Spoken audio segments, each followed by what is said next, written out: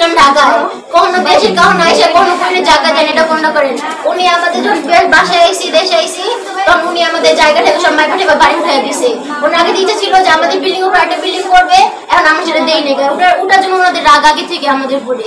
পরে মাঝখানে আম্মুর একদিন মারছে, আমি আপু কথা বলতে গেলে আমরা আব্বুরে মারতে আসি, কিন্তু আমরা আপু বড় ভাই থেকে কিছু বলে না ওনাদের। পরে আজকে 2 দিন ধরে বলতেছে আমাদের ছোট ঘর আছে ওটা ভাঙতে বলতেছে, ওটা ভাঙে নাই, তার জন্য আমার আব্বুর আজকে এভাবে মাইরা ফেলছে, এভাবে মারছে আমার আব্বুর আজকে। আমি নামাজ পড়তে পাঠাইছি, আর আমিও নামাজ পড়ছি। নামাজ পড়লে আমি তোমার বড় চাষি শাশুড়ি দাঁড়িয়ে গেছি, আর হে যে নামাজ পড়ে ও নাইছে যেন ভালো লাগে তক্ক তক্কি করছে, এটা আর আমি জানি না। আইয়া শুনি যে মারামারি লাগছে, বুক পাশে ঘুষি দিছে বাটে পড়ে গেছে। পড়ার পরে মনে করেন এইভাবে একটা ইটা দিয়ে বাড়ি দিছে, মানে এইভাবে যখন পড়ছে না, পড়ার পরে আবার মাথা দিয়ে একটা বাড়ি দিছে, ওই পথটাই পরান্ডু বলে বাইরে হয়ে গেছে।